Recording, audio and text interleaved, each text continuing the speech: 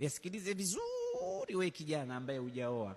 Sisi wenzako tumeshaoa, yametupata mambo mengi na tumekuwa na experience. Sasa chukua wewe, hii ni zawadi yako. Hii ni zawadi yako kwa leo na kwa wengine wanaosikiliza. Nasema ukitaka kuoa, kuwa selective, kuwa mtu wa kuchagua kilichokuwa bora. Na hayo sio maneno yangu, ni maneno ya Bwana Mtume Muhammad. Anasema fadhfar bidhati dini taribat yadak. Na tunayasema haya ili wanaoyasikia watajua kwamba hapa kumbe dini imekuja nambari moja. Ndio, ad-dinu awalan, dini kwanza. Dini lazima ije nambari moja katika mambo yake yote. Hakikisha we kwamba mambo yako kama yanavurugwa ndani yake, na kitu kinachovurugwa ni dini yako, fahamu kwamba kufanikiwa kuko mbali sana nawe. Inavurugwa dini yako, usicheze na dini kabisa.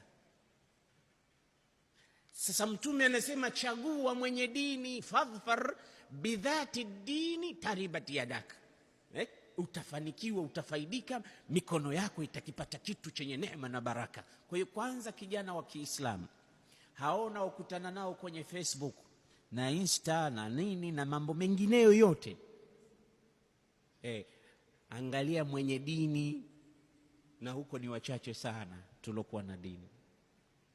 Yeye ndo atakuwa afifa, anayejiheshimu, karima, haiya, zile makarimul akhlaq zote atakuwa nazo.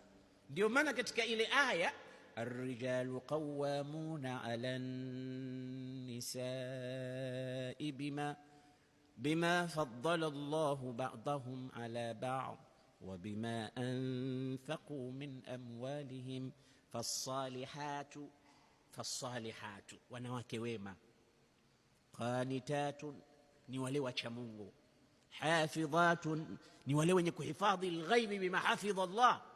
Hata kama mumewe hayupo, hata kama haonekani na mtu, anahifadhi hata katika siri. Ndio anawasifu bima hafidha Allah,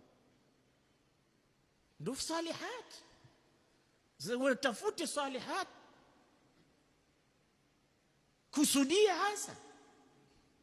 Kwa sababu ukikosea pale katika kujenga usra, ukikosea pale, kutengeneza kwake itakuwa ngumu sana. Na ndio wengine watafika pale sasa, ya laitani mitu kabla hadha. Na wengine wanafanya intihar kweli, na commit suicide, mtu anakufa, anajiua, kaona kwamba maisha hakuna tena faida, kwa sababu ya mke tu au kwa sababu ya mume. Asa al-ikhtiyar, amechagua sivyo ndivyo.